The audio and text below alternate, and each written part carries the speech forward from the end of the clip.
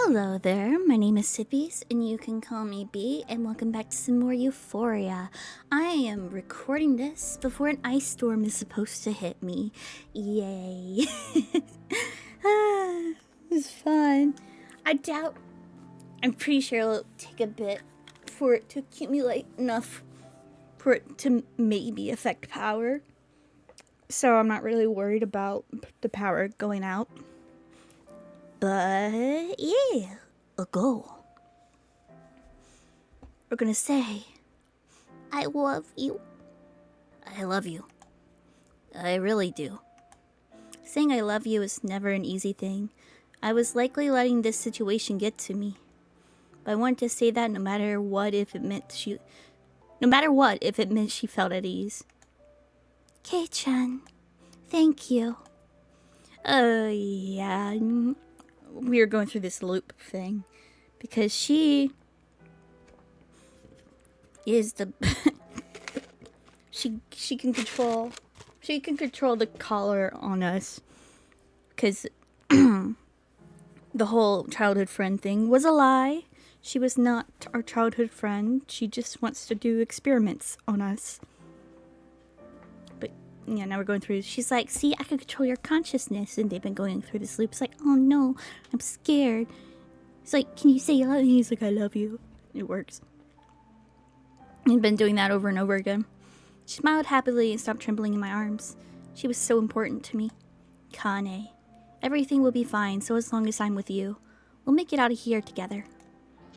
We both held hands as we headed for the door. The door opened with a faint electronic sound. There it is. All the rooms we went through were like copies of the last. There was no one to be found. Are we the only two locked up in here? Maybe. Then we should change things up. Let's figure out a way to get out of here. Sure, let's do that because we're lovers. Yeah. Nuh-uh. Her hand gripped mine, averted my gaze out of embarrassment. We always used to hold hands, but since we become lovers, I always got embarrassed about doing that. Connie and I just recently graduated from being childhood friends to lovers. Well, maybe not graduated, but it's a big change nonetheless. She snuggled her cheek up against my arm. Don't worry. I'm fine, so as long as you're here with me. Kane. Her saying that made me happy. That's why I was even more determined to get out of this strange place with her as quickly as possible. Do you love me? What's with you all of a sudden? Her suddenly bringing up something like that startled me. I mean, I was happy, but now wasn't the time for that, was it? I was really happy, though. Do you love me? She pressed her body against my arm. I could feel her soft body against me. It made me swoon. Why are you doing this at a time like this? Because it's a time like this, I guess. I feel like I can endure anything and do my best to get through if you tell me you love me. Don't tell me you love me. Don't tell me you love me. Don't tell me I don't wanna know. Okay. Embrace her to showcase my sick perfection. She yelped in my... Yeah, all of this is just the same loop. She yelped in my... And I see, like, the next few answers I gotta take. I feel like we're gonna be doing a few more. I love you. I love you. I really do. Saying I love you is never an easy thing, but I was likely letting this situation get to me. But I wanted to say that no matter what, if it meant she'd feel at ease. Kei-chan. Thank you. She happily smiled and stopped trembling in my arms. She was so important to me. Kane, everything will be fine so as long as I'm with you. We'll make it out of here together. Both held hands as we headed for the door. The door opened with a faint electronic sound. All the rooms we went through were like copies of the last. There was no one to be found. Are we the only two locked up in here? Maybe. Then we should change things up. Let's figure out a way to get out of here. Sure, let's do that because we're lovers. Yeah. Her hand gripped mine. I averted my gaze out of embarrassment. We always used to hold hands, but since we became lovers, I always got embarrassed about doing that. Connie and I just recently graduated from being childhood friends to lovers. Well, maybe not graduated, but it was a big change nonetheless. She snuggled her cheek up against my arm. Don't worry, I'm fine so long as you're here with me. Connie. Her saying that made me happy. That's why I was even more determined to get out of this strange place with her as quickly as possible. Do you love me? What's with you all of a sudden? Her suddenly bringing something like that up startled me. I mean, I was happy, but now wasn't the time for that, was it? I was really happy, though. Do you love me? She pressed her body against my arm. I could feel her soft body press against me. It made me swoon. Why are you doing this at a time like this? Because it's a time like this, I guess. I feel like I can endure anything and do my best to get through if you tell me you love me. Connie. Her body trembled ever so slightly. Connie. Right, I get it. She must have been uneasy being thrown into this situation so suddenly, even though we were together. I wanted to hit myself for not picking up on that unease of hers right away. Affection for her began to swell up inside me simultaneously with rage towards myself for being so careless. Don't worry. I embraced her to showcase my affection. She yelped in my arms. It was a sweet voice showcasing her joy. I love you. I love you. I really do. Saying I love you is never an easy thing. I was likely getting this situation get to me. But I wanted to say that no matter what, if it meant she'd feel at ease. Kei-chan, thank you. She happily smiled and stopped trembling in my arms. She was so important to me. Kane, everything will be fine so as long as I'm with you. We'll make it out of here together. We both held hands as we headed for the door. The door opened with a faint electronic sound. Of all the rooms we went through were like copies of the last, and there was nowhere to be found. Are we the only two locked up in here? Maybe. Then we should change things up. Let's figure out a way to get out of here. Sure, let's do that because we're lovers. Yeah. Her hand gripped mine. I averted my gaze out of embarrassment. We always used to hold hands, but since we became lovers, I always got embarrassed about doing that.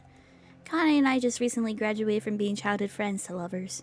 Well, maybe not graduated, but it was a big change nonetheless. She snuggled her cheek up against my arm. Don't worry, I'm fine so long as you're here with me. Connie. Her saying that made me happy. That's why I was even more determined to get out of this strange place with her as quickly as possible. Do you love me? What's with you all of a sudden? Her suddenly bringing something like that startled me. I mean, I was happy, but now wasn't the time for that, was it? I was really happy, though. Do you love me? She pressed her body against my arm. I could feel her soft body against me. It made me swoon. Why are you doing this at a time like this? Because it's a time like this, I guess. I feel like I can endure anything and do my best to get through if you tell me you love me. Kane. Her body trembled ever so slightly. Kane. Right, I get it. She must have been uneasy being thrown into this situation so suddenly, even though we were together. I wanted to hit myself for not picking up on that unease of hers right away. Affection for her began to well up inside me simultaneously with rage towards myself for being so careless. Don't worry. I embraced her to showcase my affection. She yelped in my arms. It was a sweet voice showcasing her joy. I love you. Again. I love you. I really do. Saying I love you is never an easy thing. I was likely getting this situation get to me, but I wanted to say that no matter what, if it meant she'd feel at ease. Kei-chan, thank you. She happily smiled and stopped trembling in my arms. She was so important to me. Kane, everything will be fine so long as I'm with you. We'll make it out of here together. Both held hands as we headed for the door. The door opened with a faint electronic sound. Here we go again! All the rooms we went through were like copies to the last. There was no one to be found. Are we the only two locked up in here? Maybe. Then we should change things up. Let's figure out a way to get out of here. Sure, let's do that because we're lovers. Yeah. Her hand gripped mine. I averted my gaze out of embarrassment. We always used to hold hands, but since we become lovers, I always got embarrassed about doing that. Connie and I just recently graduated from being childhood friends to lovers. Well, maybe not graduated, but it was a big change nonetheless. She snuggled her cheek up against my arm. Don't worry, I'm fine as long as you're here with me. Connie. Her saying that made me happy.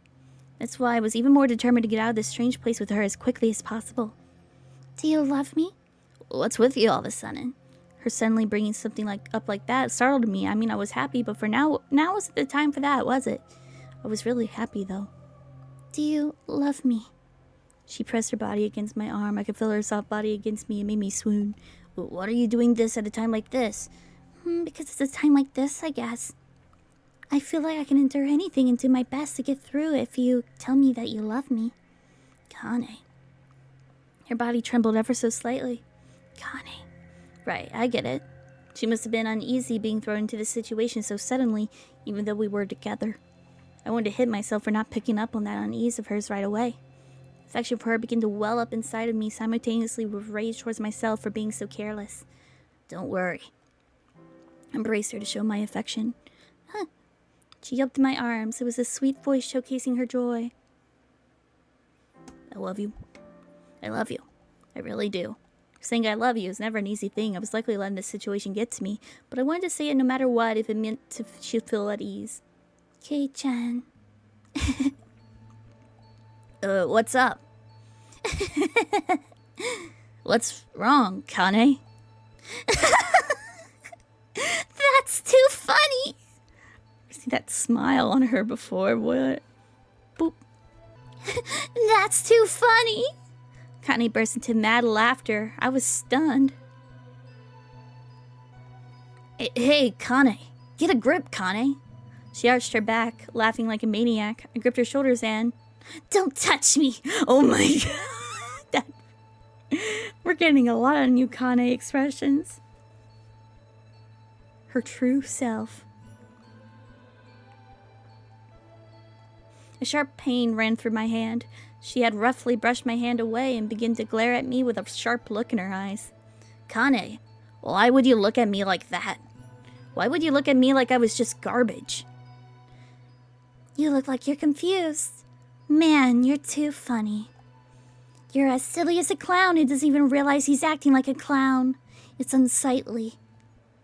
All the while you're being completely controlled.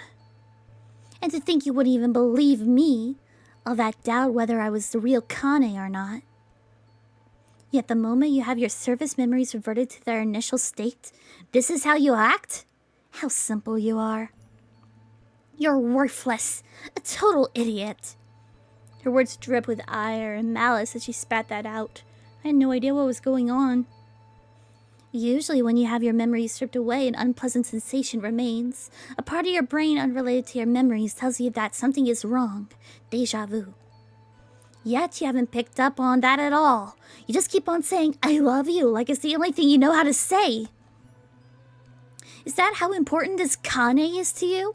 Is she precious to you? Do you want to protect her? Do you love her? Really? How moronic. What, satisfied by just being with her? By being able to tell her you love her? By retreating into this world that you prepared for you? That's what's prepared for you? A fabricated world to escape to? Going to choose that love over your subconscious trying to tell you that something's off? You're almost worthy of praise. You make me sick. You can be so easily controlled. You're just a pawn, and all you do is run away. Continually choosing love with that broken down, reformed brain of yours, clinging to her. Even though all you want to do is break her. All you want to do is violate her. And you're not even picking the right person to love. Forget it. I had enough.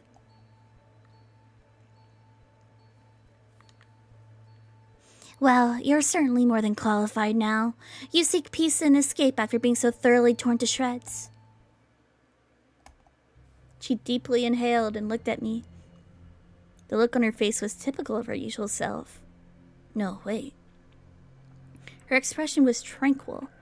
It was like she was a researcher observing her test subject for an experiment or something. Kane? Shut up. You don't know me.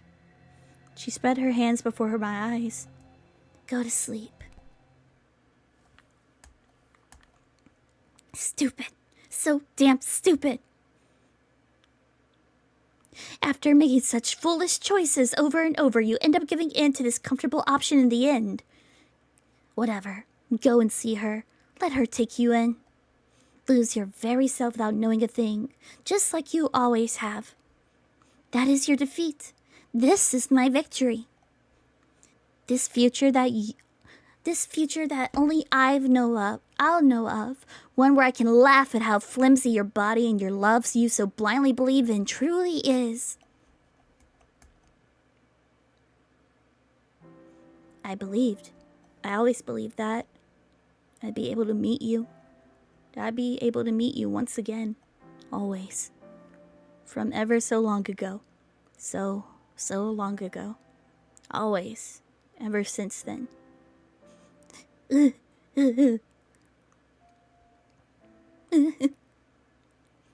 Jeez. How can I get you to stop crying? Oh, it's butter cookies. I have an idea. Hey, want this? A little Nemu? Little Nemu? What's that? Just eat it. Good, right? I have more. So good. So good. I don't know. I know. Don't try to speak and suck on the candy at the same time. Thank you. Yeah. I'm Keisuke Takuto. What's your name? My name is... What? You never seen the sky? Is that weird? It's not that it's weird, but... Well, how about we go check it out? Eh? No? I'm scared of going outside. I don't know. I'm trying to do like the voice I give her, but a higher pitch, but it's hard. Yeah, you're just a... I'm scared of going outside. I see. Will you hold my hand? Of course. Let's go. Okay. Wow. How is it? Cool, right? No one will find us here. Plus, you can see the stars well. Yeah, it's amazing. So cool. It's so pretty. The Milky Way is really pretty during the summer. Milky Way? Isn't that a chocolate bar? Look in the sky. There are lots of white stars gathered together in one spot, right? That's the Milky Way. The Milky Way? And over there is Altair, on the opposite side of the Milky Way. The one shining over there is Vega. Aren't we in the Milky Way? Keisuke-kun, you know so much. It's amazing. You're gonna be shocked by what the world offers if you're impressed by just stuff like this. You understand if you read a book or watch some TV, but there are tons of things in this world that we still don't know about. So, has she just been like living in a cave? Really?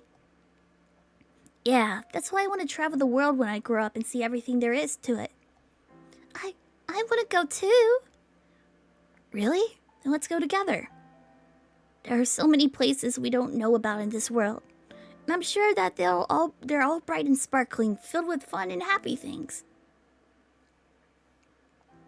Bright and sparkling. Fun and happy things? Let's go together. Yeah. A world we don't know. That world is just as bright as the stars in the sky. How amazing. Keisuke-kun. What a wonderful world, Keisuke-kun. Oh, I believe that. I always did. Ever since I parted ways with him. I trusted Kei-chan's words. But the world was awful. Every world I visited was filled with nothing but awful things. It was miserable. But his words made me happy. They were so important to me. That's why I kept on believing him. That's why I was so happy to have met him. I was so happy to be able to meet him again at that school. But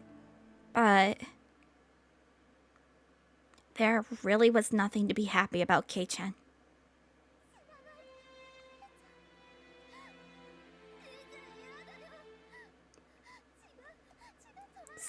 Okay.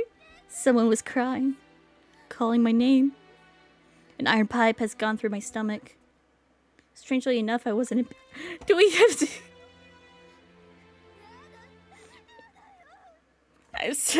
she's like crying about us because... Strangely enough, I wasn't in pain even though I should have been. It hurt like crazy just a few moments ago. Would I really die? My senses were drifting away. Don't cry. Don't cry. I mean, I don't want to die, but I'm glad that I was able to protect you. Nemu. Damn. Were people in there? They were talking about something. Please, save Kei-chan. You're going to beg his killer to save him? Please. Please save him. Then let's make a bet. We'll bet in exchange for... The piano. I knew it. We'll make a bet in exchange for me saving him. Then I'll do anything if you'll save him. I couldn't hear anything else. Nothing at all.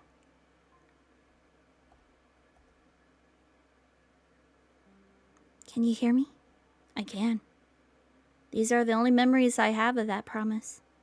Now I've returned them. The pieces of these memories will disappear from your consciousness once you wake. Though you might recall them again under the right conditions. Didn't you promise that you return them to me? You should have expected that I was lying to you. Anyway, there's no point in you remembering them. Because I am certain that something changed. I blinked a number of times. Kane was standing before me with a sour look on her face. Wasn't I just crying? How are you feeling? She asked me that, still displeased. How was I feeling? Strangely enough, I felt at peace. I had a dream about school, a dream about my peaceful time after class. Nemu took the place of Kane. We were childhood friends in that dream. Makiba, Sensei, and Byakuya-san were all fine. Only Kane wasn't present. But I found everyone dead on the floor when I opened that classroom door. I felt like I was going mad. I screamed that I wanted nothing to do with this world at the top of my lungs. And then I was back in this white room before I knew it, clinging to Kane. Kane, tell me, what's real and what's fake? What am I? What are my real memories? What is just a dream? What is reality? Please, Kane, please tell me. I feel like I'm going to go crazy. I'm sorry, Kei-chan. She gently combed my hair. Her gentle touch was almost maternal. I couldn't stop crying. I'm not going to tell you the truth. Her words made me lose hope. I vividly recall that feeling of despair when she said that. But I felt alarmingly at ease. You must have toyed with my emotions. Yep, you feel at ease, right? You tell me. You're the one who's manipulating my memories and emotions. We're through now. Oh, we're through now. She suddenly said that. I was going to return you after playing with you a bit, but I played with you far too much. Return you? That's right. To who? She looked at me as though I was an idiot. Shouldn't you know already who? I thought back. The conversation I had with Kane in front of Byakuya-san replayed in my mind. Ah, Nemu's actions were very similar to mine. She must have been copying me. Well, I didn't copy her actions, at least. I was such a nice childhood friend, wasn't I? I really tried my best to come up with that childhood friend version of Kane. You seem to like her a lot, so I guess I succeeded. A kind girl who's strong at her core, who's unable to withstand the extreme situation she's in because she's just a normal girl. An affectionate, cute girl who only loves you. Well, that was the part I played, anyway. That was the promise I made with her. I was fair and square about it. Kane, who is this person? Wait. I said wait at that time too, but I knew now. I knew where she was going to take me. I knew to whom she was going to return me. It was Nemu. I thought I killed her. I hated her. I hated her so much. Yet, I felt no such hatred for her any longer. Was this part of Kane's manipulation of my consciousness? I'm going. Follow me. She turned around. I followed her. The room we entered was just slightly different. The shape of the door in that room was different from the other rooms. Kane fiddled with a control panel beside the door. The door opened. It led to a small room with no windows and just that single door. Come inside. She went in first, and I followed. I realized that the room was what the room was after I entered. It wasn't a room, it was an elevator. The door automatically closed once we entered. I couldn't feel much movement once it started to move. There was no panel indicating which floor we were on or anything. I couldn't even tell if we were moving up or down. It just kept on moving, transporting us. Where are we going? Down. I was surprised. I didn't expect her to answer. I looked at her side profile. She just looked at the door without any particular expression on her face. She was completely ignoring me. It was like her answer to my question just a moment ago never happened. The only audible thing was the faint sound of the elevator's movement. Down, downward. Just how far down would we go? The elevator stopped with a soft electronic ring. The door opened on its own. We walked through an incredibly long hallway. No one passed us as we did so. Our footsteps were lost in that incredibly lengthy white space. I just looked at her back in the lab coat as we walked. She didn't turn around. We just kept on walking. My sense of time was slowly beginning to dull. Just how much time had passed since we left the elevator? 10 minutes? An hour? Half a day? Even more than that? Or maybe even less than that? Something came into view once I had completely lost track of time. This is... At the entrance to paradise. Paradise? I felt my chest tighten up slightly. Did I have some connection with the word paradise? My real memories had been overwritten, erased, altered, and torn to shreds in this brain of mine. Yet it was like something conflicted with the truth remaining in the deepest recesses of it. Or was the sensation I felt from the word paradise merely another part of those manipulated memories? Did I try to reach this paradise in the past? I couldn't remember. I had no memory of doing such a thing. I didn't feel particularly attached to it or anything. It wasn't like I had desired to come here. She and Kane made a bet, and she won that bet. That's why I was brought here. She was Nemu, the girl I killed. I killed her out of hatred. I could still recall the sensation I felt in my hands when I snapped her neck. I could still recall my absolute disgust and contempt for her. But I felt so peaceful for some reason. Is Nemu beyond this entrance? Go see for yourself. It's a place that's... It's a place that's far too good for you. She proceeded forward after that. She placed the palm of her hand in the center of the closed door. Voice checking retina, pulse, and fingerprint patterns, all clear. Your name? Kane Hikari. Voice recognizes Kane Hikari. Opening door. She turned around as the door slowly opened up behind her. Bright light leaked out from the other side of the door. I couldn't make out her face in the backlight. Blee. Welcome to paradise. This is... The white room was covered with giant glass panes. I approached a glass wall and looked down. There was an enormous hole-shaped space below. It was even larger than the school gymnasium. A bunch of researchers in lab coats were bustling about, but they looked like a bunch of ants because of how up we were. The giant hole brought to mind a temple, and in the middle of it was a large device. It almost seemed like it was an idol. He said something about, I forgot what he said, but like something about Byakuya being like a spare part or something. So I'm guessing Nemu is like the true core or something like that. Oh, boobas. I was honestly entranced by it. It looked similar to the device Byakuya-san was hooked up to, but it wasn't the same.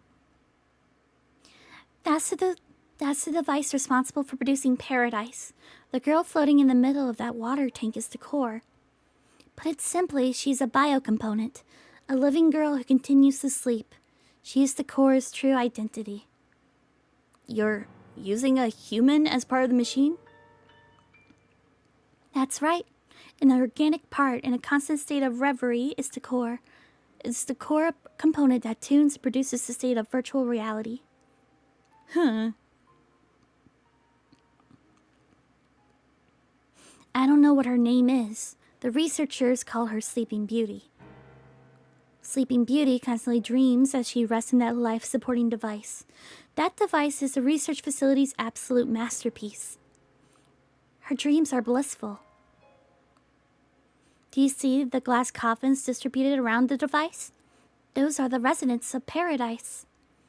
Former wealthy individuals and politicians from all over the world with a desire to be connected with Sleeping Beauty's dream world, to be able to experience such an intense, constant state of euphoria. They contributed their life savings to this research facility to become Paradise's residents. That's why our research is able to continue without issue. Oh wait, bleh. That's why our research is able to continue without issue. Even now, we're continually developing and advancing our device using Sleeping Beauty as a biocomponent. At first, those connected to the device could only be one with a... bleh. So is that why Nemu was raised in a cave? At first, those connected to the device could only be one with a euphoric sensation that Sleeping Beauty experienced while having the same dreams she had. But now, using a computer as a medium, we are able to create a virtual reality using the dream Sleeping Beauty has. And it's now possible for those connected to the device to freely live inside of that virtual world. A new world made using Sleeping Beauty's dreams. That is paradise. We are the creators of a new world, a world of absolute bliss, filled to the brim with joy. Paradise is the perfect reproduction of Sleeping Beauty's dreams, and that's why that intense euphoria is able to exist. All conflicting instincts have been wiped out within this paradise. There's no time to experience boredom, pain, or melancholy. Thus, it's a paradise, a wonderful world. That's why we're tasked with managing and preserving that world. Which means maintaining our biocomponents such as Sleeping Beauty and also swapping in new parts. Swapping in new parts? Yep, follow me. I followed Kane. She led me to the next room. The next room was another white room that I had seen so many times. It was empty. Oh, or that's Nemu. The next generation Sleeping Beauty part is in the next room. She's been waiting for you. Ever since you murdered her. Nemu? That's right.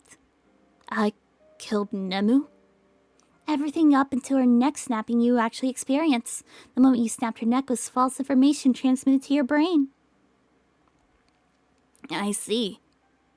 To become a Sleeping Beauty, one must feel despair for reality. A despair so profound one can't escape through death. That's where the only outlet for solace is in her dreams. I mean, being into dreams are pretty goated. To become an existence who only dreams blissful dreams. That sounds kind of nice, actually. You had that game take place to sacrifice everyone on campus so that Nemu would feel that way? Do you really think that? This campus is a test site prepared for us to conduct numerous experiments. It's also a playground.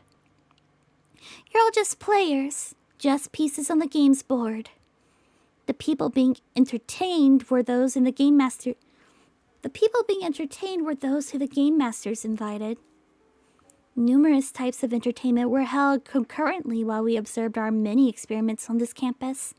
The death game was on campus, the game held underground, the collection of data and careful observation of both group-wide and individuals' mental states and actions when dealing with a dictator controlling a certain area.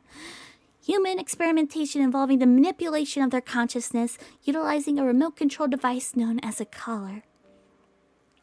All the while, the viewers being entertained by this watches from a safe place, betting large sums of money and choosing which students or pieces would survive on the game board camp. Game board camp.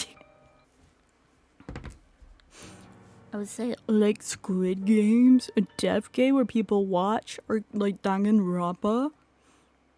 With a drink in one hand, these viewers enjoyed the cries of agony the students let out while exposed to irrational violence and mayhem. The majority of the students on campus died in this incident, but it would never be handled as such. It would be treated as an accident. Control of public information and mass communication, effective theoretical know-how for that sake refined as being put into practice, eventually to be sold to people that require such know-how. The entity had purchased the campus would never be made public, because upon its acquisition, it was already determined that this campus would be used as a test site. Cover-ups are their specialty. Some of the students that they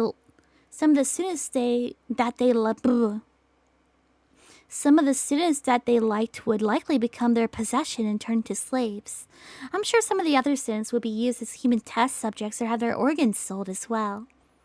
The poor, clueless students of Rokukeiken Academy would be thoroughly devoured. You could never imagine how much money has been spent to scrupulously prepare this place, this opportunity. Everything is destined to be effectively used. Everything would be devoured to its very core, used to the point of being ground into dust.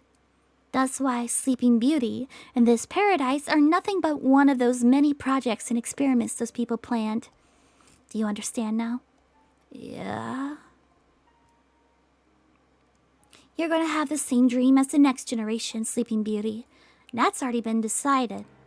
The two of you will dream together. That is until the day that she's hooked up as the next Sleeping Beauty. Will you be finished with me after that? Of course not. You'll be connected to paradise alongside her, and you'll continue to have wonderful dreams with her forever. And if I refuse, you'll be killed. All right, I got it. Then I'll go. Do you want to meet her? I don't know. Then let me tell you this. She's going to overwrite your memories. Kane, please tell me something. Only if it's something I want to tell you. My memories will never return to normal, right? Yes. You've been stripped of far more memories than you could ever imagine. For example, even my memories from 10 years ago, right? Your memories are basically Swiss cheese at this point. Is that so? I sighed. Whatever. My voice was more calm than I expected. I'm still getting by somehow. What's with that relieved look on your face? To be honest, I don't know. But it feels like I regained the most important thing to me. I still don't know what exactly that thing is, though. Oh. There's one thing that I want to say to you no matter what. What is it? I absolutely despise you. From the very beginning and to the very end, I hate you so much I could vomit. Really? Looked down at her, Kane Hokari, both my childhood friend and nemesis who treated me like a toy and made me suffer. Both memories of her resided within me without any inconsistencies. She was somewhat right. My memories weren't Swiss cheese. They were like the hollowed out trunk of a tree. The truth no longer remained. That was what I decided to give up on trying to figure out what was real and what was fake.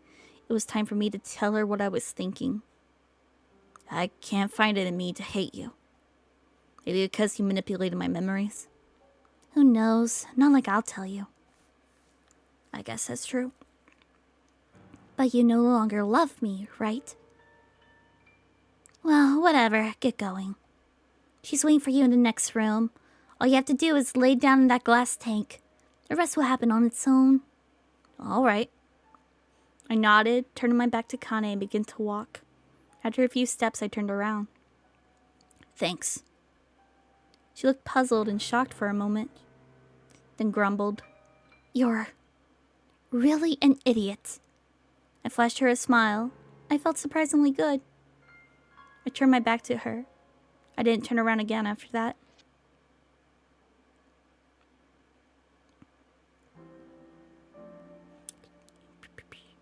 He taught me all about the wonderful things this world had to offer. Good morning, hello, good night, and farewell. Why did that happen? It was too much for my childish mind to understand back then. Oh wait. I had been in a white room ever since I was born. I had no idea that were another world outside of those white walls. That white room to me was my everything, my entire world. Everyone was so kind to me and I was happy. But eventually, Miss Hikari took me out of that white room that I lived in for so long. It was red outside the white room. Scary noises went off. I was terrified. I couldn't do anything but cry. Miss Hikari said that we would head for the surface. We ran through a long hallway and entered a dark cave. I was scared. I wanted to return to the white room. I cried. Miss Hikari yelled at me. That scared me even more. I was still young back then. I was just afraid and kept crying as a result. Miss Hikari tightly grasped my hand as she pulled me along. The pain I felt then was scary too. I cried. Why was Miss Hikari doing that? Why did she have such a scary look on her face? She just kept on saying that this isn't what was planned. I couldn't ask her what she meant by that. My breathing was ragged from all the running we did, and above all else I was too scared to utter any words. Loud, scary noises continued to get closer. Miss Hikari suddenly pushed me into a small nook in the cave. Then she said the following with a scary tone. Don't you dare exit the cave or talk to any adults if you want to live. She was about to say something else, but suddenly a loud noise rang out different from the ones I had previously heard. Part of the cave had collapsed. I was separated from Miss Hikari. I just wandered around the cave. I heard the sound of wind. The wind was coming from a crack in the cave. I crawled through that crack in. Then... Is someone there? Who was that? They weren't an adult. It was the first time I had seen another kid besides myself. A boy? So I don't think that's Kane. I think Kane's mom. I took her out there. Whoa, are you injured? Are you okay? Injured? So I was injured. Doesn't it hurt? Hurt? It hurt. It really hurt. It hurt. It hurt. It hurt. Hey, hang on. Don't cry. Wait a minute. I'm gonna call my grandma. No, don't do that. Don't. I desperately tried to tell him that.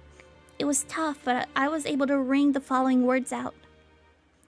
Adults are no good. What? I can't get my grandma? No. Alright, wait a sec.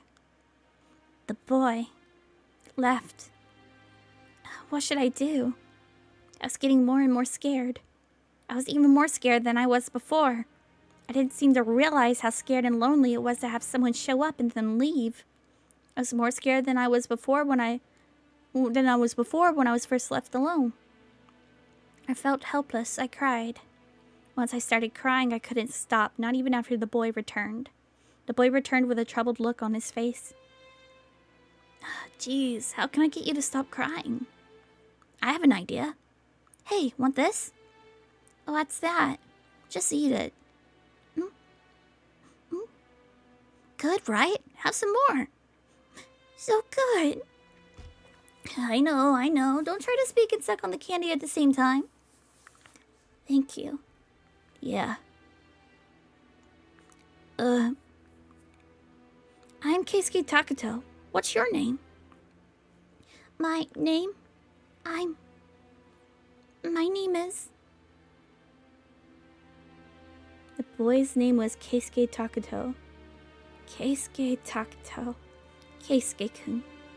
The small cave I ended up at was Keisuke-kun's secret base. He told me that it was in a place that no one else would ever find, and also that the entrance to his secret base was a small crack in the cave that adults wouldn't be able to fit through. When I told him I was able to get in there from another crack in the cave, he blocked the crack I came in from with dirt and rocks. After he did that, he proudly declared that no evil adults would be able to get into his secret base anymore. You're the second member of the secret base, and as its leader, it's my job to protect you. I was so happy. I was happy that he told me that he would protect me. Thank you. Thank you, Keisuke-kun. He protected me, just as he promised. He never told any adults that I was hiding in his secret base. He brought me meals every day. He was with me from dawn to dusk. Hey, I brought you your meal, but I ran into a little trouble. Someone found out I was bringing you food. They asked me if I was taking care of a cat or something. A cat? What's a cat? You don't know? No. Then I'll bring one with me next time I come here. Thank you, Keisuke-kun. What's a cat? A cat?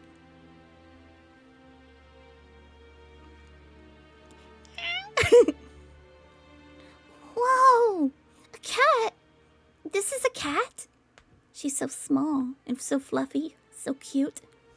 Thank you, Keisuke-kun. Wow, she's so warm and fluffy, so small, so soft. Hey, don't hold her so tight. She ran away. Wait. He chased after the cat and brought it back. You need to be a bit more gentle with her. Gentle? Yeah, like this. Pet her gently. Gently, gently. The cat yawned and closed her eyes after I gently pet her. She fell asleep. She's at ease. You feel at ease when people are gentle and kind to you, right? You feel at ease when people are gentle and kind to you. At ease, right? I was at ease because Keisuke-kun was so gentle with me. And he was so kind. My chest felt all warm and fluffy whenever he was by my side. It felt warm. I was so happy. I had never felt anything like that before. Keisuke-kun. Hey, isn't this place a little cramped? Cramped? I mean, this is our secret base and there's plenty of fun things here, but... we should go out to some wide open places sometimes and look up at the sky. Look at the stars. The sky? Stars? What, you never seen the sky before? Or the stars? Is that weird? No, it's not that it's weird. Well, it's kind of weird, but... well, how about we go check it out? No? I'm scared of going outside. I can't. Outside is no good. I'm scared of going outside. I was told not to go outside. Something scary will happen if they catch me. Will the bad people looking for you take you away? Yeah. Then we need to be careful. He crossed his arms and fell into thought. I got it. His eyes sparkled as he looked at me. Why don't we go out at night? What's night? Mr. and Mrs. Hokari said they would teach me a bunch of things after a little while longer, when I was still in that white room, but I ended up having to leave that white room before that happened, so I still didn't know about many things. I didn't know what candy was. I didn't know what a cat was. I didn't know what it was like outside either. I was scared of the outside, but because Keisuke-kun said he'd be with me. The other side of that crack in the cave was dark. It was the middle of the night. He told me that outside of the cave was a forest at night. I'm scared, Keisuke-kun. Don't worry. Here, hold my hand. I gripped his hand, and then we walked outside together. It was dark outside. It's pitch black. Now I can't see anything, Keisuke-kun. Because it's nighttime. Hold my hand tightly. I was scared. I was so scared. But his hand was so warm. We walked through the forest. I tripped sometimes, but he helped me and made sure I didn't fall. Oh. Wow. How is it? Cool, right? Cool, right? No one will find us here. Plus you can see the stars well. Yeah, it's amazing. So cool. It's so pretty. The Milky Way is really pretty during the summer. Milky Way?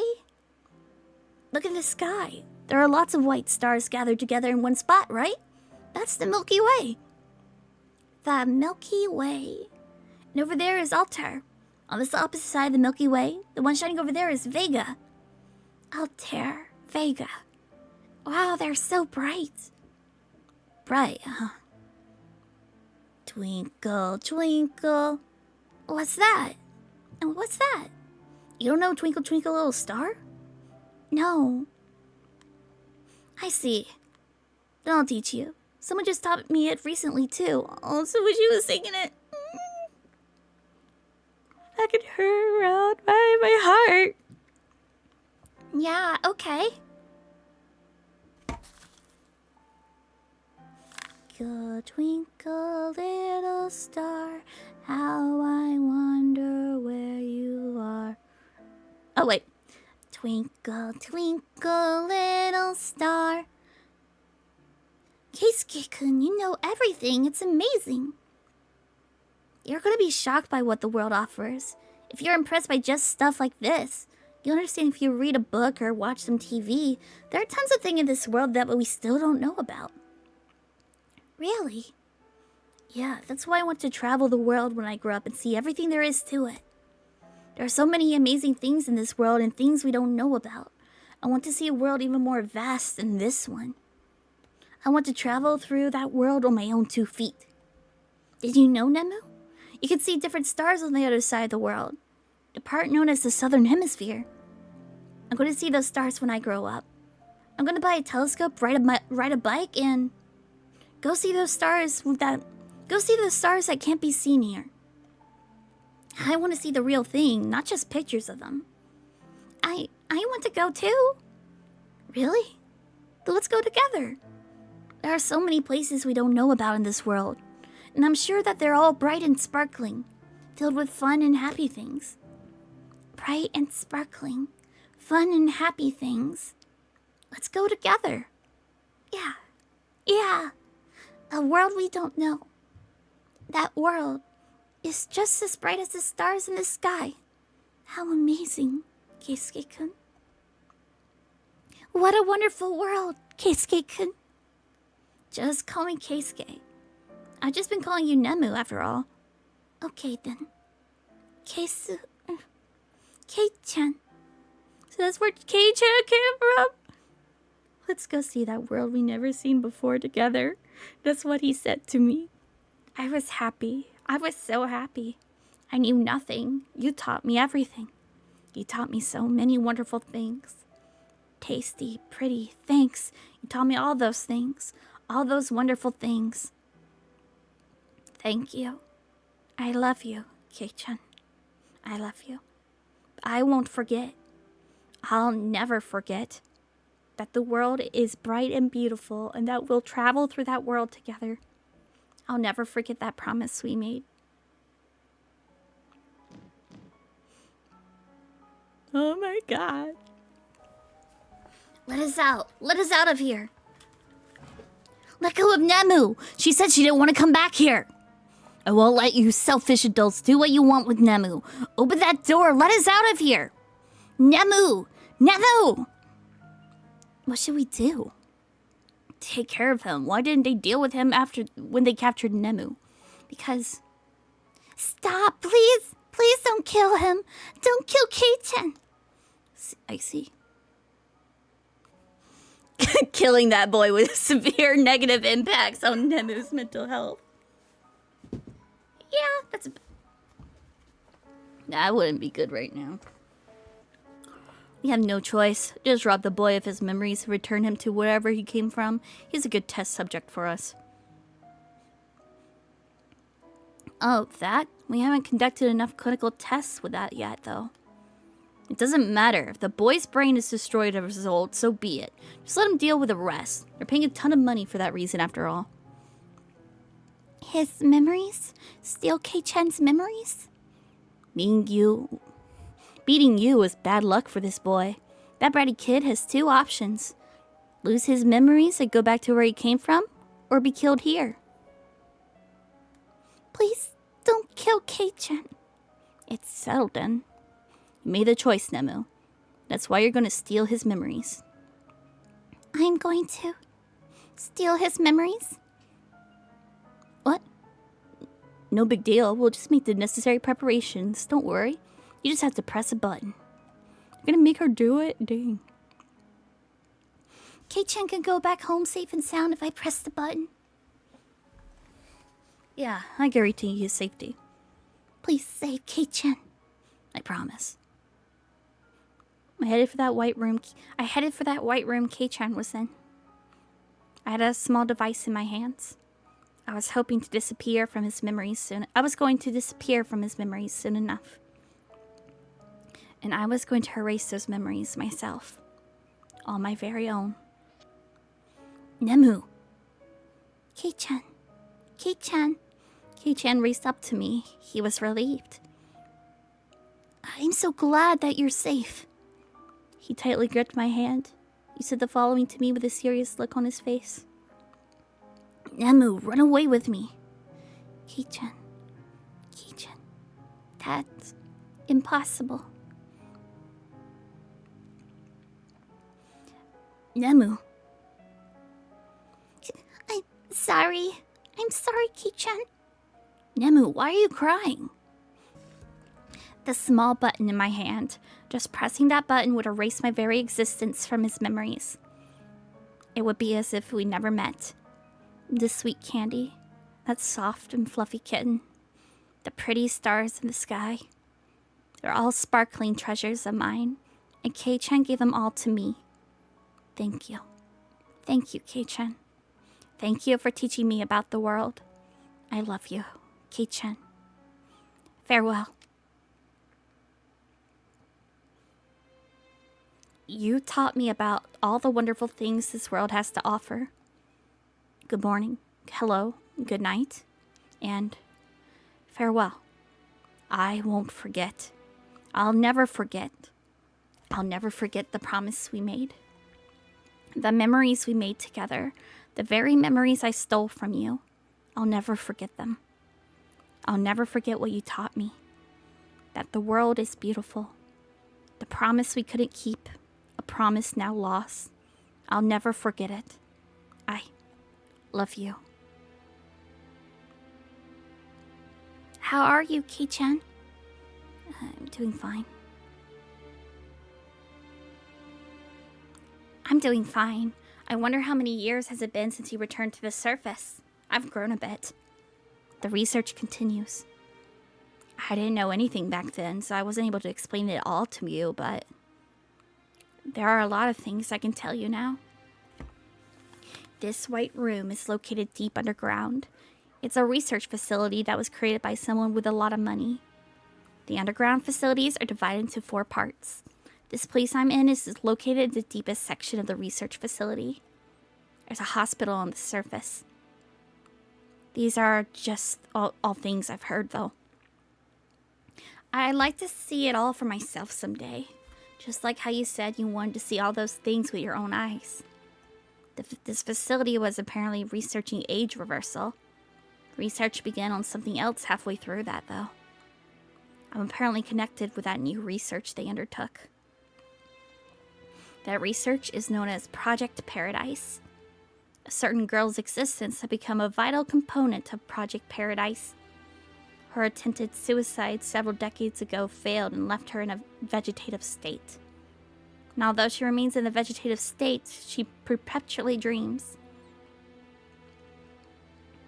The girl's family admitted to her The girl's family admitted her to that hospital on the surface in order to prolong her life. They believed that she would eventually wake up. The hospital on the surface is called the Medical Center for Life Sciences Research. Anyway, some years later, a certain researcher succeeded in visualizing the dreams that girl had. That researcher name is Eiichi Hikari. He's the husband of Miss Hikari, the lady who took me outside. He's not here now, though. He went missing during the ordeal that led me to going outside the facility. I hadn't really spoke much with Dr. Hikari. I met him a few times, though. He was kind of a scary person. But Dr. Hikari was a genius.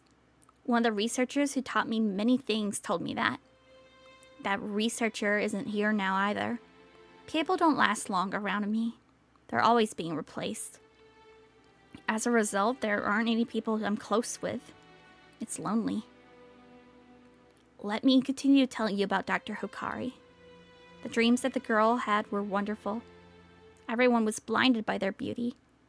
Separate research being conducted on the girl later determined that she was having those dreams while experiencing intense euphoria. Dr. Hikari supposedly once said that his dream could be realized with that girl's help. An existence living for all eternity within a container. An eternity of peace guaranteed via the existence within that container. The concept Dr. Hikari embraced is known as paradise. This was the predecessor of Project Paradise. Research began connecting devices to the girl, reproducing the state of euphoria she was experiencing, and viewing the same dreams she had. The research and development of life support and life-prolonging devices was also conducted in conjunction with this. This research and development was being done before, but had come a long way since then as a result. The founders of this research facility dreamed of eternal life or age reversal. However, because technology had not reached such a point yet, they entrusted those dreams to the future by beginning to look into entering a life-prolonged device and undergoing perpetual sleep. It soon became possible to connect to the girl's dreams as a result of this research and its many experiments. The rich and powerful people who created this research facility and a hospital on the surface used an early prototype device to connect to the girl's dreams. The world of rapture awaited them. Overwhelming euphoria, blissful scenery. These rich and powerful people, the founders of this place, became prisoners of the girl and her dreams. They feared the inevitable consequence of aging, death. They had done so many awful things in the past that they believed that the people who were sacrifices of this research will seek revenge on them. They decided on the following. Because age reversal and eternal life isn't possible at this time, we should wait for a time when it is possible by entering those cutting-edge life-prolonging devices. So like those cryogenic chain. Yeah. We should wait for a time when it is possible by entering those cutting-edge, life-prolonging devices and spending our days within that girl's dreams. The life-prolonging devices were complete. They were transparent and very pretty, resembling something like a glass coffin. The girl became known as Sleeping Beauty around this time. Sleeping Beauty was connected to a giant machine comprised of computers and capable of advanced life support functionality. She became the core of that giant device, and the dreams she had were uploaded into those computers as data. Even the euphoria she experienced was digitized through the use of those computers and directly transmitted into the brains of the people sleeping in those glass caskets. Oddly enough, it was discovered that rather than analyzing Sleeping Beauty's state of euphoria and reproducing its code with computers, directly converting her brain waves in real time and transmitting them into the people in those glass coffins produced more of a persistent state of bliss. It was at this point that the founders entered those glass coffins and were connected to Sleeping Beauty's dreams. Research didn't stop there, though. They didn't want to just have the same dreams as Sleeping Beauty. They also wanted to live freely within that paradise by creating a virtual reality out of the dreams she had. A huge amount of time, money, and manpower was invested to reach that point. A few years later, a gifted programmer arrived at the research facility. That was Miss Hikari, the person who brought me outside. She was very skilled at her work and succeeded in creating a virtual reality out of the girl's dreams. It was no easy task. Miss Hokari later married Dr. Hokari. She had a child, too. Her child was a girl. A few years later, the researchers began to consider Sleeping Beauty's inevitable aging. The next generation parts for her were created as a clone. That is me.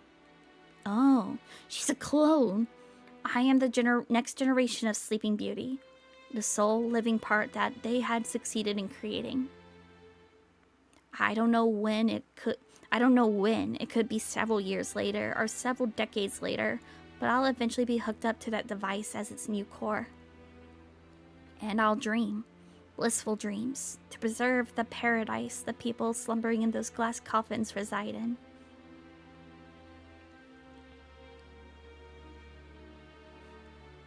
How are you, Kei-chan? The hospital on the surface was set on fire. I heard that a boy was kidnapped from that hospital. He was your age, Kei-chan. Just thinking of something like that happening to you made my chest hurt. The people who set the hospital on fire and kidnapped that boy entered the second section of the underground facility. In that section of the facility is a natural cave, an old air raid shelter built during the war, and a cellar. A separate research facility was used during the war is also present in that section. The founders of this facility were also involved with that other research facility. The people in that section of the facility were doing some kind of ascetic training in the cellar there. The researchers called them a cult, and that's probably Byakuya's.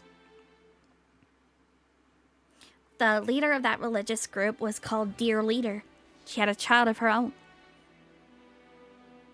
Her child suffered from a sexual development disorder and was neither a boy or a girl.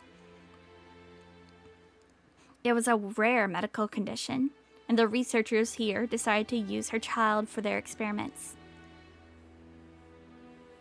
When the researchers here went to visit the leader of this cult, she firmly believed that they were messengers of God. One of the researchers involving these experiments took advantage of her and said the following was the word of God. Oh, yeah. Sufferance on the surface is our sustenance, through difficulties to honors, through hardships to paradise.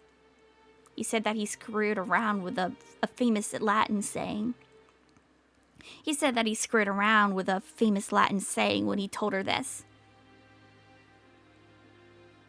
It was at this time that she became pregnant. The boy whom she kidnapped from the hospital was the father.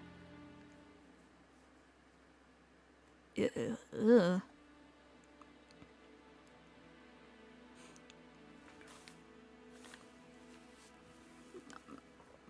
Ugh.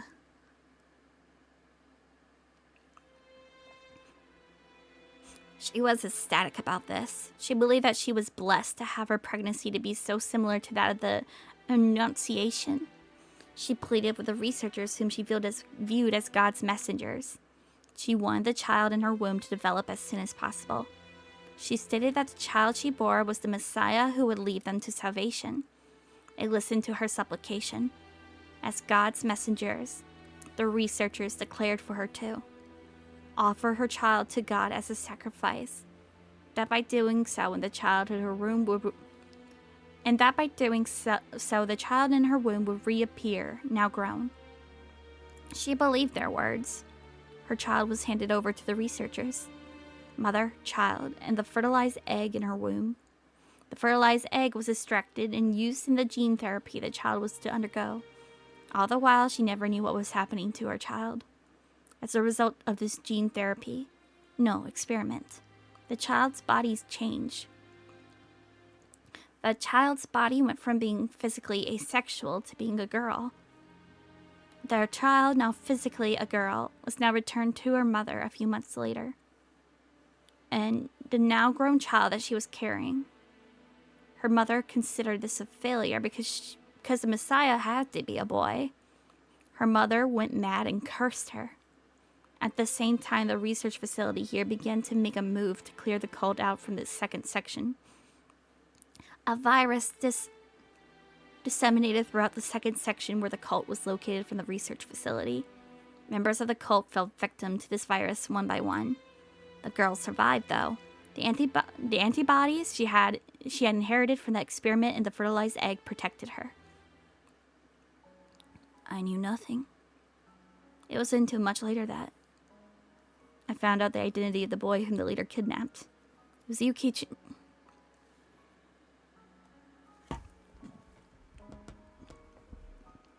So does that mean Byakuya is technically our daughter? Kichan's daughter?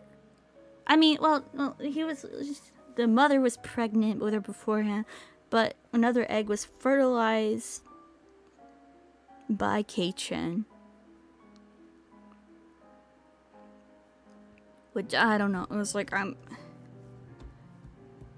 don't know if that's even humanly possible, but that's kind of disgusting, but...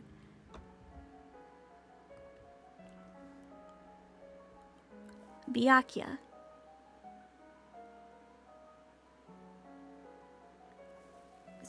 Keisuke's kind of...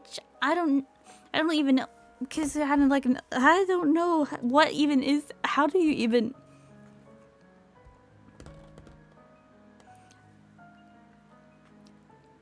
Kei-chan, you are kinda the father. It was you, Kei-chan. You were admitted to that hospital after I robbed you of your memories. And after that, you disappeared with a man that was dispatched to finish off the rest of that annihilated cult. Others continued to wish for my blissful dreams to show signs of appearing as I lived out those boring days. Many things were done to me to induce to have such dreams. I was handled like a fragile glass object, and I was finally able to have such dreams. Was it because I shared the same genes as her that made it possible? In any case, I was beginning to have the same heavenly dreams as her. Someone was whispering beside me as I dreamed. We can move to the next step now. No one can escape from these dreams, not even Sleeping Beauty herself. Happy dreams. This was the paradise everyone dreamed of. A strong sense of nostalgia coupled with the intense euphoria I experienced in those dreams. A nostalgic feeling like returning to the womb. A virgin landscape of unbridled bliss. One you would feel precisely because of your ignorance. Euphoria from which no one could escape. But the starry skies I viewed with you are more important to me, Kei-chan. That's why I believe. I believe that you're living in peace somewhere. That belief sustains me within this empty, white world. No. It was better when it was still empty. Take it easy. No, someone! My arm! My arm! My arm! Stop. Please stop it. Why do you keep showing me these things? Why are these people killed so easily? I was taken to the surface, and what I saw was hell. No, stop. I don't want to see this. Don't show me that. I didn't want to see any of that, but I was repeatedly shown such imagery. I wasn't permitted to cover my ears or close my eyes. I traveled the world. The world was filled with terrible things. I was forced to participate in barbaric games. You would die in my place. How about you die? I did it. I did it. Now I'm the winner. Why do they keep showing me these things? I questioned myself as I cried. No one answered me, of course. But I slowly began to realize the truth. That they were waiting for me to feel a profound sense of despair for this world. The first Sleeping Beauty attempted suicide to escape from this world after feeling such a deep despair for it. Likewise, I had to feel such despair for the real world. The living part they thought would be completed if I wished to never wake from my slumber. And Sleeping Beauty would be completed as a result. I didn't despair, though. To reject this world meant rejecting Kei-chan, who might still be living somewhere in it. I want to meet the real Kei-chan again, not one in my dreams. I believe that I might be able to meet him again somewhere if I didn't reject this world, if I kept on living and I never lose hope. If you've forgotten about me, I still remember you. So, everything's alright. Just thinking that you're still living under the same blue sky warms my heart, no matter how hard things get. It's okay. The world isn't only filled with terrible things. The world isn't only filled with terrible people. Because this world gave birth to Kei-chan and let us meet one another. My dreams could never give birth to you. Sleeping Beauty's dreams would never give birth to you either.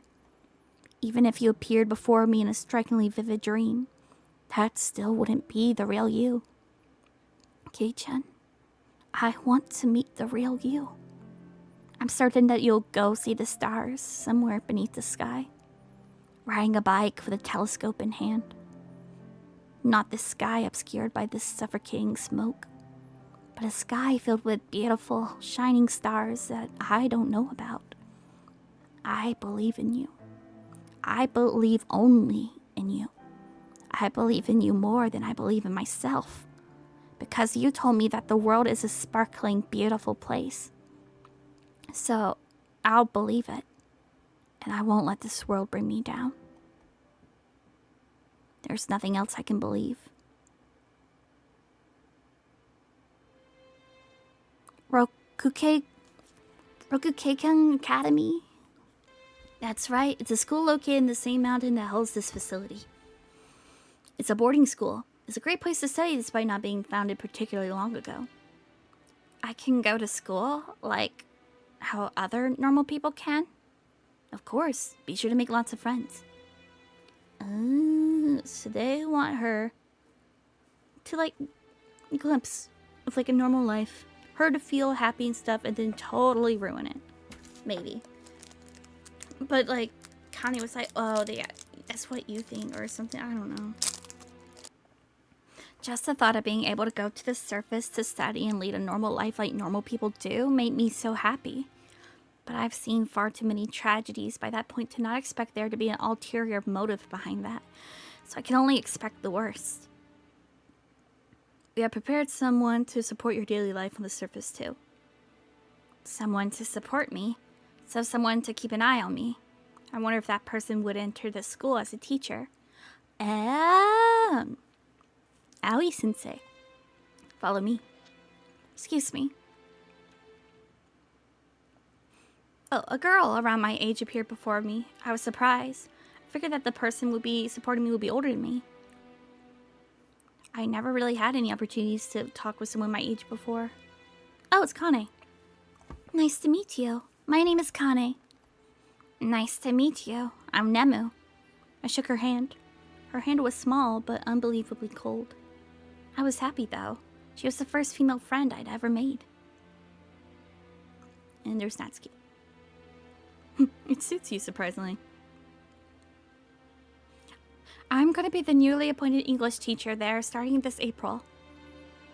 An alcoholic mercenary like you is gonna be a teacher? Will you just be a bad influence on your students? She's an alcoholic mercenary. I'll do whatever if it's part of my job. I'll do whatever if it's part of my job. I know. Don't forget your main job, though. Yes, I know. To guard the next generation's Sleeping Beauty. But what about that other girl? The other girl? Okane. She's young but talented. The top brass picked her. She'll be fine. I see. She seems fine on the surface, at least.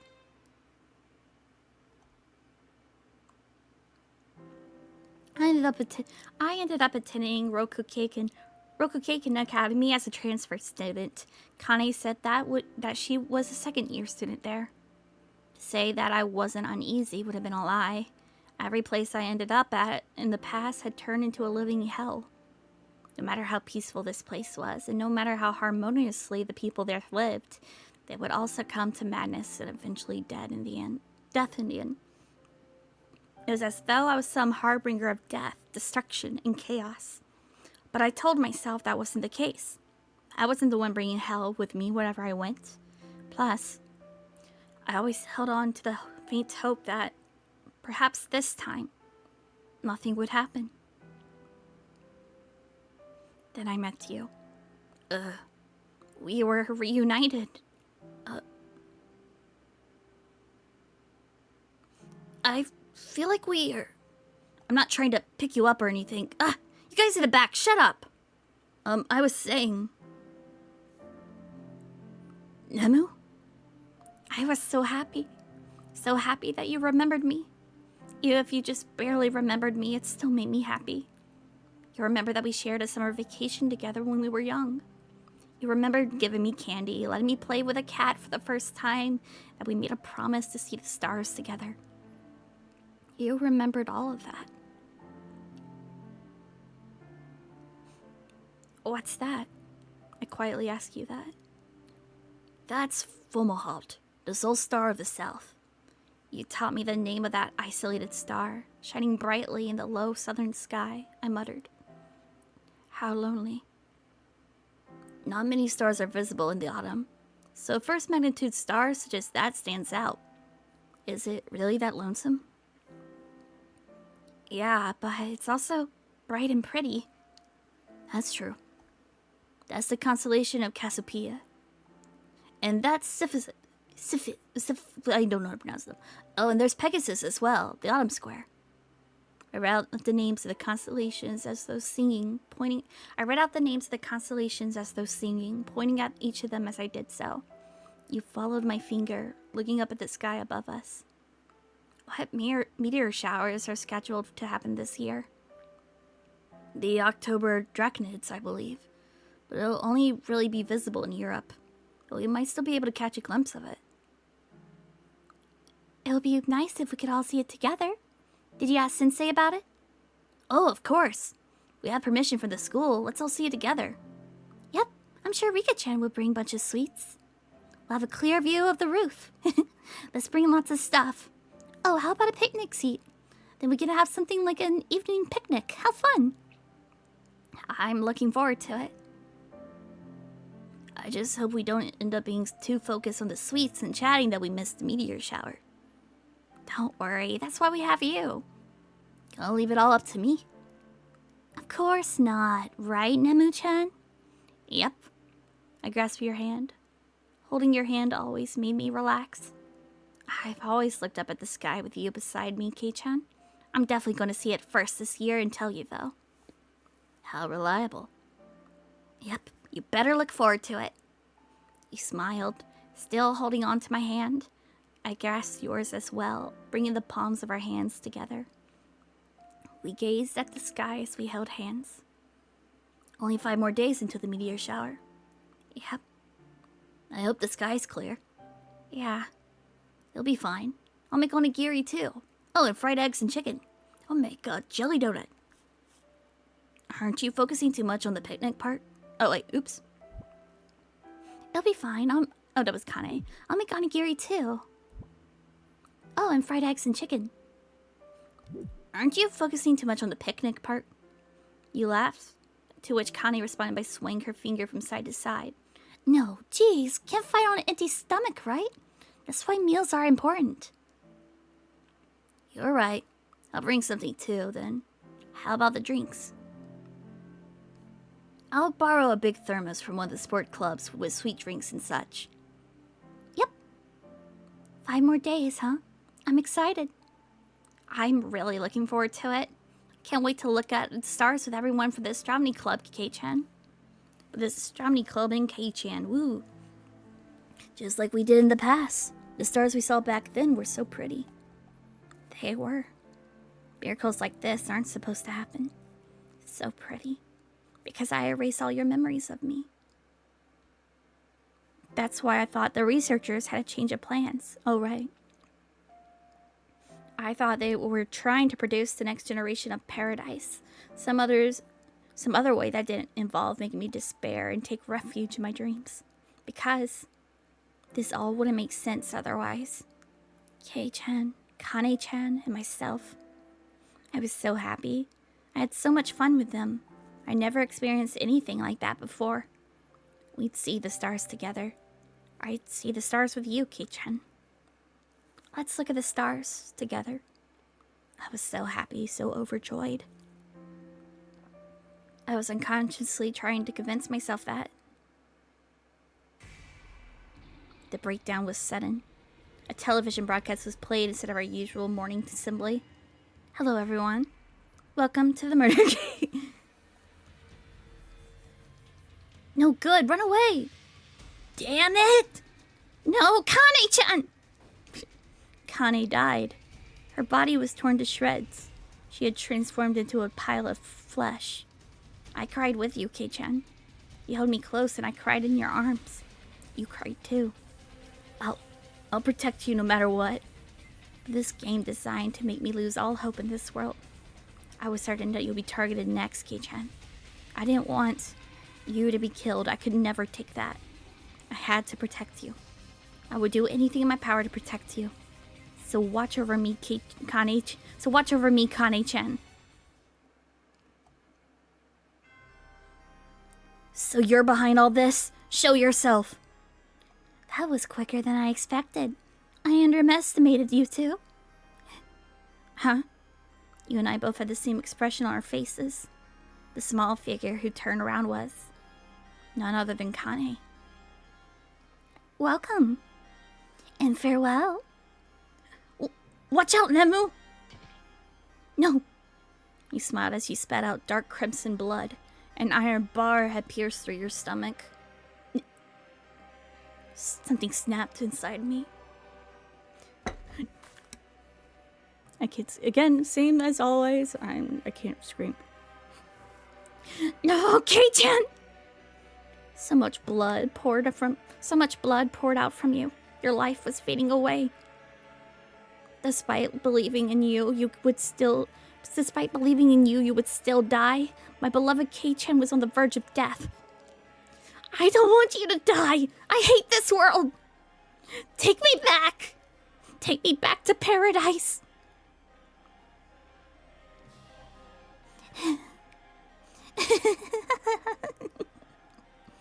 See, I did it. I finished it. Sleeping Beauty is now complete. She'll lose all hope in this world, reject it, and ultimately flee from it. Keisuke Takato, you're a completely worthless guy, but you have my thanks for acting exactly as I expected you to. It's thanks to you that Nemu has become Sleeping Beauty. She's finally complete. Letting him act freely was the right choice. That's why I was able to deliver the final blow to Nemu. Now Nemu will lose all hope in this world and desire to reach paradise as a result of his death. The plan was perfectly executed. Oh, I'm just gonna monologue. Don't just cower over there. Let's go, Sleeping Beauty. Kane-chan extended her hand to me. My tears just wouldn't stop. I bit through my lip. I didn't care. The pain I felt was of no importance. Blood and tears dripping to the floor. Stop hurting yourself. That body of yours belongs to more than just you. I look up at her. She was still alive after all. But would you die as a result? I didn't want you to die. Please, save Kei-chan. You're gonna beg the person who killed him to save him? Please save him. Then let's make a bet. We'll make a bet in exchange of me saving him. I'll do anything if you'll save him. I made a promise with her. That's why you were saved. You slept in a white room. I was so happy that you had been saved, but your life was still in her hands. The bet wouldn't end until either I won it or your heart belonged to someone else. Our bet? We would begin a game after stripping you of your memories. I had participated in countless number of cruel games before, but this would be the final one. The bet was for you to hate me so much that you would want to kill me. You'd be saved if you killed me. But I would make sure that would never happen. That wouldn't happen. I'd do my best to make sure I wouldn't be killed. So Kei-chan, hate me, violate me, and kill me.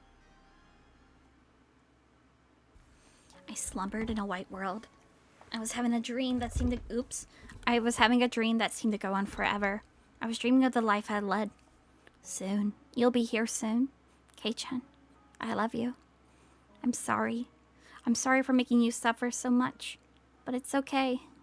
We'll start over from the beginning. Forget all the painful and agonizing things you had to endure. I can't return to all the memories I stole from you, but I can return the fun memories. You won't remember the painful ones. Let's go to paradise.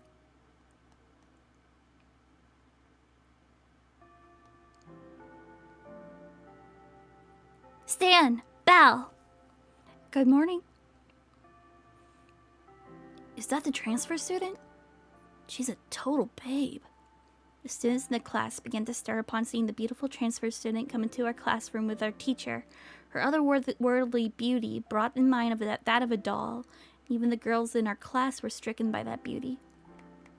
All right, quiet everyone. Let me introduce you to this transfer student.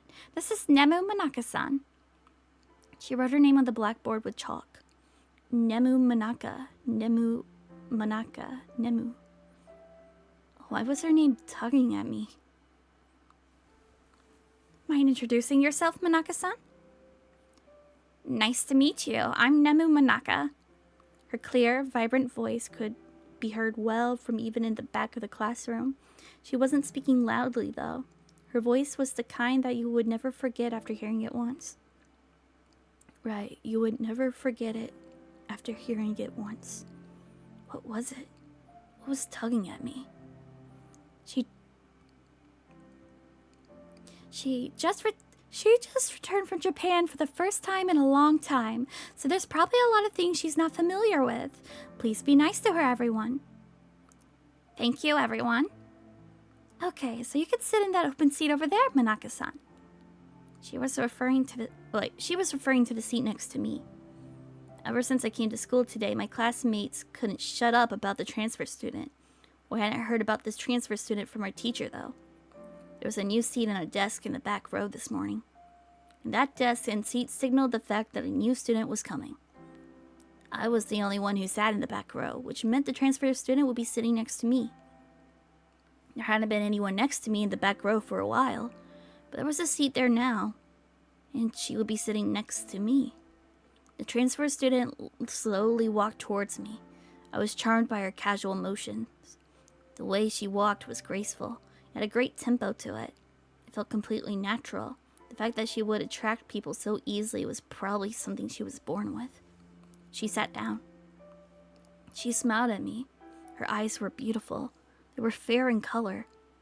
She was like a girl appearing in a foreign movie, but it was like I'd seen those eyes before. Wait a second. I ended up saying that to myself. Something like that happening is beyond cliche. Something like that was beyond cliche. Nice to meet you, Takato-kun. Her crystalline voice reverberated in my mind. I knew that I had to know her. But how could I have forgotten about a beauty like her after seeing her once before? She faintly smiled again. She wasn't wearing lipstick, but her lips were glossy and beautiful. She began to move them in. No, it's been a while, Kei-chan. Kei-chan. Her calling me that awoke my memory. A memory from long ago, from that summer. Chan! Nemu? Her eyes went wide for a brief moment before she smiled at me once again. Ishikawa. I just don't get it. My classmate Ishikawa muttered to himself. I wasn't quite good friends with him. We often ate lunch together and shot hoops after school. It was lunch break. We managed to finish lunch already, and everyone was just hanging around. How could you manage to reunite with a girl you only met once a long time ago? Plus, she's a total babe now. It's just too much of a coincidence. Either way, that's what happened. I'm shocked too. Ishikawa's just jealous, but I am too. I wish I was childhood friends with a girl like her. But he actually is. Look at that grin. And he's acting all relaxed too. He'd probably hit me if I actually said, "You must be so jealous." To be honest, I'd probably be nervous around a beauty like her. I'm not confident I could talk to her without being all timid like Takato can.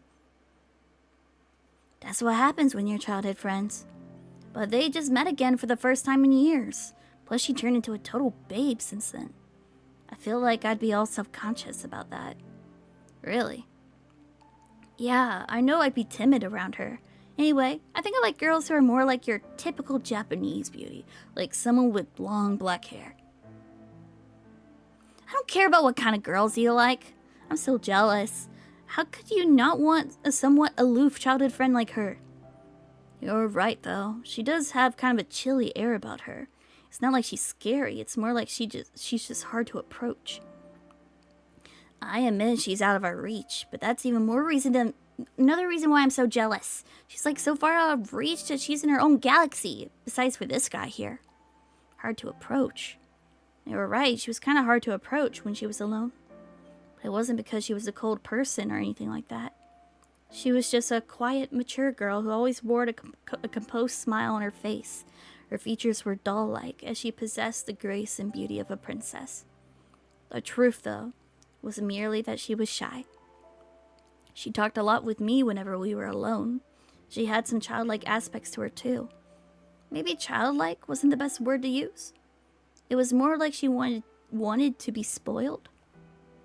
Anyway, the fact that I was the only one who knew that side of her made me feel a little superior to them.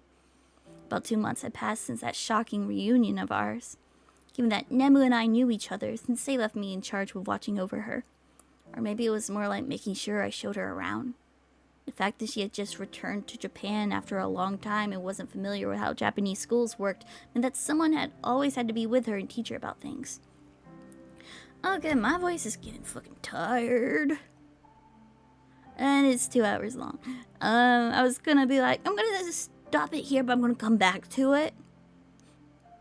Like, for like the same video, but I think I'll just, this is like 2 hours of stuff. I'm sure we have plenty to go because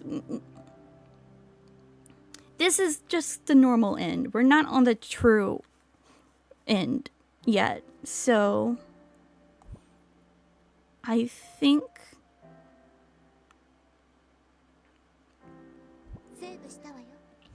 I'll stop it here. But dang. I don't like, dang, man. Many things. Holy shit. But, yeah. Thank you for watching. Thank you so much for watching, and I'll see you next time.